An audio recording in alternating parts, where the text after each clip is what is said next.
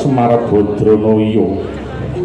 Aku Arjuna ingkang ngaturi rawuhmu sarana cipta ing alaming panglimunan. Gegek sadolita mel-mel. Dewa Arjuna, kula menika namung dapur abdi Punakawan ingkang tansah weladi dumateng paduka salebeting swasana menapa kemawon. Kakang Semar, wis sak mestine aku nyuwun dawuh kinarya tetimbangan lan wawasan saka panjenenganmu. Sadurunge aku nindakake jejiban gedhe lan dharma suci ingkang nemtokake pati uripe keluarga Pandhawa lan kabeh kawula Indraprastha. Mestine Kakang Ismaya wis ngerteni lamun paripalungguhan iki Indraprastha sajroning bebaya awit pangancaming Singamalaya. Janaka ngindhung tanggung jawab sing abot ya kuwi mandhegani para senopati akasa samudra lan daratan sajroning peperangan lawan Singamalaya. Kabeh wis rinantam kanthi permati nanging kaya durung jangkep lamun aku durung nyuwun dawuh saka panjenenganmu apa sing kudu ndak tindakake kanggo ngawekani serangane mungsuh ingkang luput ing pangira-ira. Inggih Ndara. Menawi saking pengraos kula sedaya sampun kerancang santi sae Ndara. Kegiataning Pandhawa milah para putra-putranipun menika boten saged dipunanggep enteng dening Singamalaya Ndara. Singamalaya mung menang ing bab jumlahe wadyabala lan armada perang. Nanging ing bab kesekten lan kaprawiran Pandhawa lan putra-putranipun sampun tanggap tanggon trendindas ingkang boten hampir dipun tekukaken dening mungsuh. Nanging sampeyan kudu tetep ya waspada. Saged ugi mungsuhmu nggunakake karti sampeka lumantar telik sandi goleki keringkahaning Indraprastha mawi cara adu domba Gus. Saged ugi ndamel lerusuh ngrusak pikiran lan budaya mliginipun kawula sampeyan ingkang mapan ing pesisir. Kejawi saking menika Singamalaya kondang mumpuni bab ilmu biologi Gus, terutama dalam hal pengobatan dan pembuatan racun. Mila mangwaspadakake saged ugi Singamalaya tumindak ingkang licik nyerang mengsah kanthi nyebar virus utawi penyakit ing nular lan belahene Gus. Nanging jenandika ampun semelang Semar tansah setya humiring para Pandhawa anggenipun gayuh kemenangan Gus. Kakang Semar, kabeh dawuhmu tetep dadi paugeran lan aku nyuwun pangestumu anggonku netepi jejiban suci iki. Sisan gawe aku nyuwun palilah anakmu Garing Petruk lan Bagong ndak kanthi mbebantu jroning peperangan. Oh inggih Gus, monggo. Sampun wajibipun anak-anak kula menika mbebantu ing medan perang. Nadyanto Garing Petruk Bagong namung abdi nanging cerdas lamun to salebeting kahanan darurat lan boten gampil dikalahke musuh. Nadyan wujude mung kaya ngoten niku Gus. Iya, matur nuwun Kakang sepisan meneh aku nyuwun panjurung pangestumu ya Kakang Semar. Inggih Gus, sembah kula dening paduka. Mugi sembodya tapi dharma Gus. Samejaring warsi panengati sumangka niru puja angga.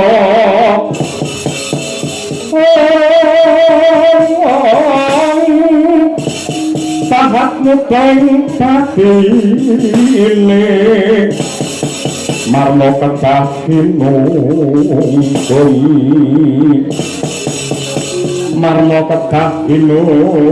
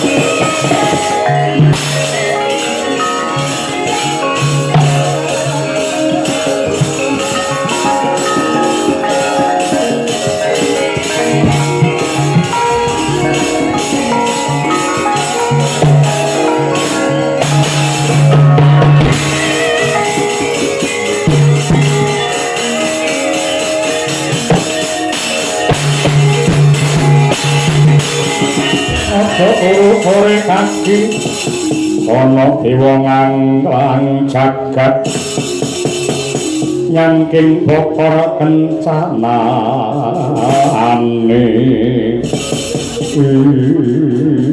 jagat dewa batu sabar pisan ora patut sing atase prajurit Madukara sing gak perintah tunggu ning gedhong pusaka parandene malah kepati anggene tuhu mongko kowe diblonjo karo Janaka sing dibayar ki melekmu parandene sing digul-gulake merem kaya mengkono pangiya kowe mampangiya yen ndok tinggal turu nganti kecolongan pusaka Madukara blai iki mengko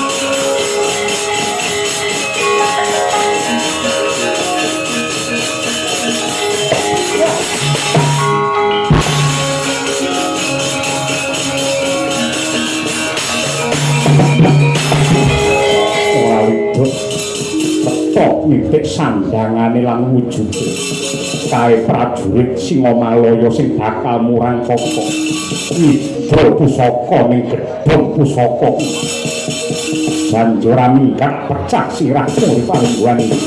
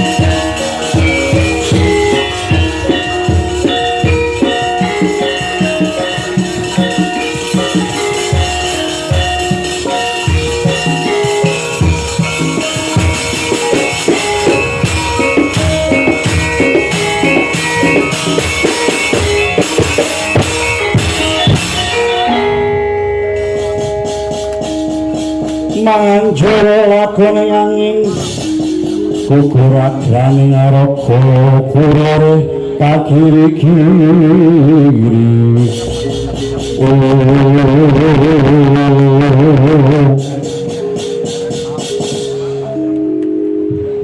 mengkodo para senopati prajurit Singa Malaya Prabangkara Wisogrita Tahana Laksa lan kabeh wae nun paring dawuh Raden. Dina iki wis ditulanjine Singa Malaya nyerang ing samudra. Merga katrangan saka Senopati Tunggul Malaya, prajurit Angkasa Indraprasta wis nglakon lebur sasaran kang permati ing giling wesi. Lan prajurit Angkasa Singamalaya ya wis kasor ing paprangan. Mula ora ana cara liya gandeng Singamalaya ki wis kawentar nggawe prajurit samudra kang luwih unggul. Mula kowe kabeh tak tintah siagakna pirantining perang rubal jarak jauh, rubal sasaran angkasa, laut lan ngisor laut. Gelar armada kapal enggal tujuh lautan Indraprasta nglebur kekuatan laut Indraprasta kanthi gelar baris tumanggal.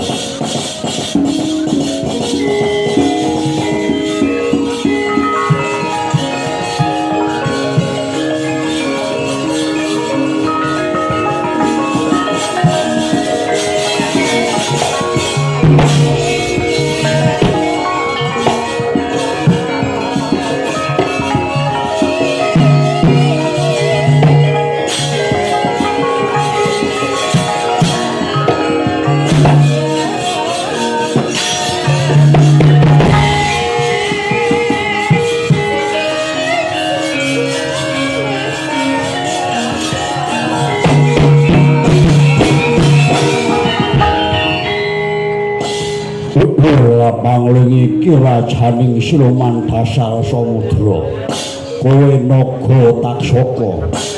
Lah dalah inggih Sang Selati Manggara kasinggihan awu paduka banjur ana igati apa kowe nemoni aku aturimo pilih kowe nandur raos pangigit-igit kaliyan Antasena karana mejahi anakku nalika dumados paprangan ing dasar samudra awit rebutan wilayah. Pramila saking niku gandeng kula mireng pawartos Dene Singamalayu nembe paprangan kalian Indraprasta mila mugi dipun paringaken kula bantu Singamalayu kula badhe ngringake wadya bala dasar samudra lebur onta singa sak wadya balanipun kula atur amrayogi supados ngandika Raden Hewangkara enggal nguasani gesing segara Indraprasta kanthi cara mekaten prajurit darat Singamalayu enggal saged anggempur benteng kegiatanipun sak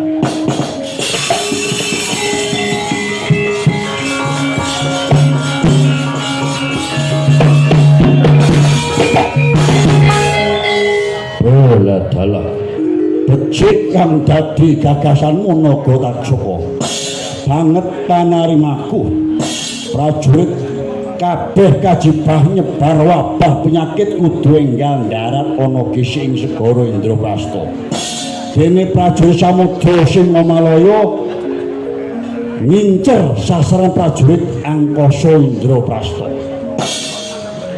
dene Bawana Laksa samakna piranti perang lan obat-obatan kanggo wektu sing dawa aja nganti ngujiwani merga bab sing baku iku inggih menika ngestuaken dawuh Kanjeng Raden menawi kalilan kula nyuwun pamit badhe nyagake Prawadya Bala saking Nagataksaka aku banget ngaturake panuwun awit panjenengan Nagataksaka sugeng pepanggihan ana ing palagan lan kabeh wae srepati Singamalayu nara enggal siaga nanata lar baris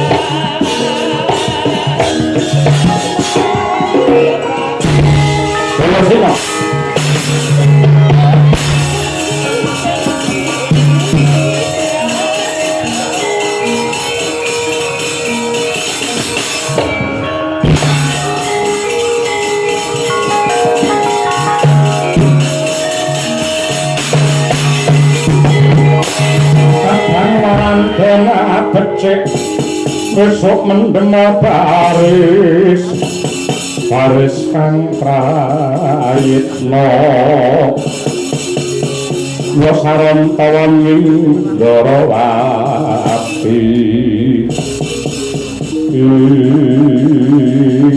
ana dawuh apa Pak Bapak Antasena geni peperangan wis nguruk makantar-kantar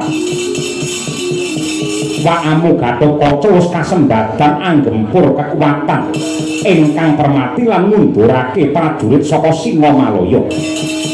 Dina iki wis wancine prajurit segara Indraprasta makarpi jumbuh lawan rantaman kang wis rinancang kanthi mateng. Mula kudu enggal tumuju marang Mandala Yudha ing lautan. Ya Pak. Aku wis ngerti yen kekuatane prajurit samudra Singamalayu kuwi santosa nanging prajurit samudra Indraprasta ora kena sinangga gampang. Bagus yen pancen kaya mangkono. Aja ndok kene wektu tumrap wadya Singamalayu anggene mbangun kekuatan akasa meneh. Mara gage siagakna prajurit pusaka lan kabeh piranti perang. Saliring tombo aja nganti keri kanggo njaga kekuatane prajurit sakjroning peperangan. Ya, Pak. Dawuhmu bakal ndak tindakake aku njaluk pamit, Pak.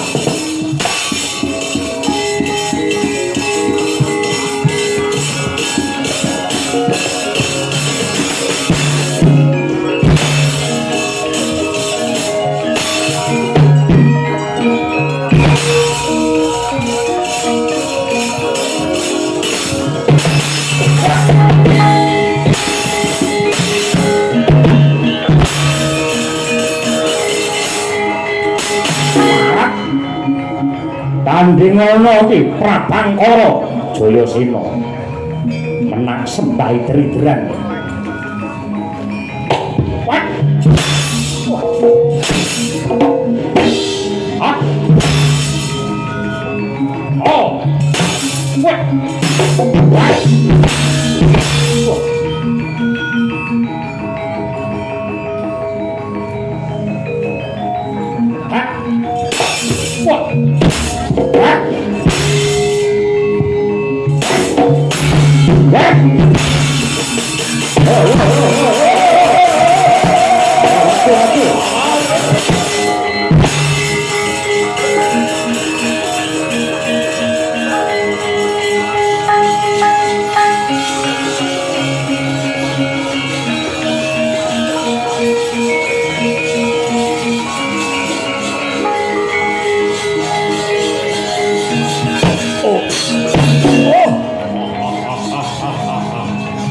Kowe sing jenenge Antasena dasar Pranata. Wah. Kene merkari patimu.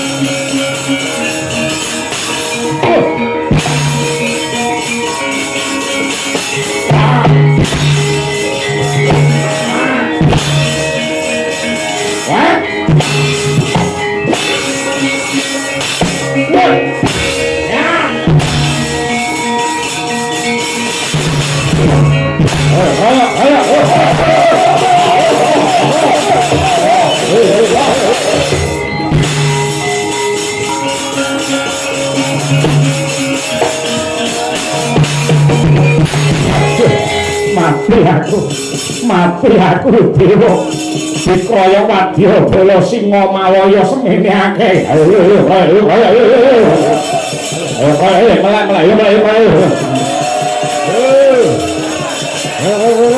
Kakang Gatotkaca aku tulungono Kang Gatra. Mas Antasena. Cibani ngoco holo.